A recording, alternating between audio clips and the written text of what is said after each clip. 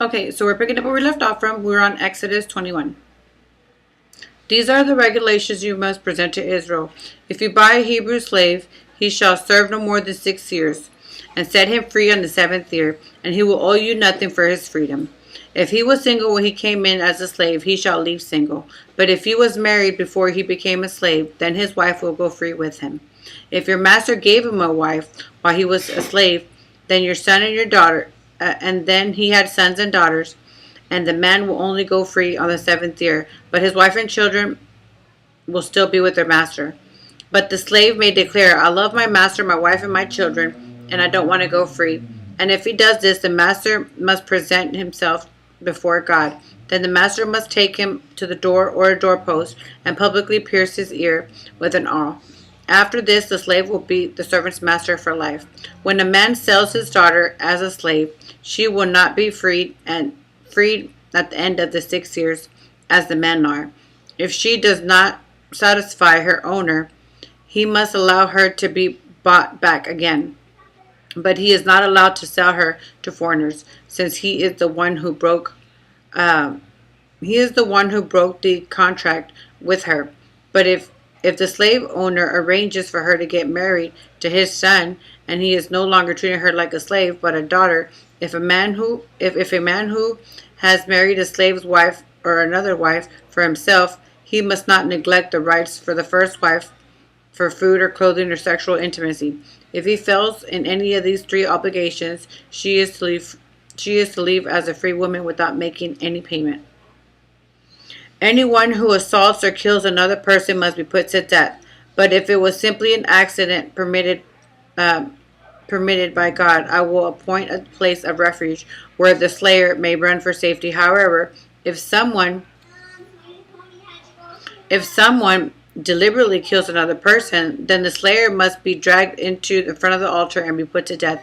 Anyone who strikes the father and mother must be put to death. Kidnappers must be put to death, whether they were caught in the possession of the victim or had already sold them as slaves. Anyone who dishonors your father and mother will be put to death. Now suppose two men quarrel, and one hits the other with a stone or a fist and injures a person. Then the person does not die, but is confined to bed. If he later is able to walk outside again, even with crutches, the assailant will not be punished but compensate the victim for the lost wages of his full recovery. If a man beats his male or female servant with the club and the slave dies as a result, the owner must be punished. If the slave recovers within a day or two, then the owner shall not be punished, since the slave is his property. Now, suppose two men fight, and the process of the accidentally strikes a pregnant woman, and the pregnant woman gives birth prematurely. If no further injury results, the man who strikes the woman may pay the amount of compensation to the woman's husband demanded by the judges above. But if there is further injury, the punishment must match the injury.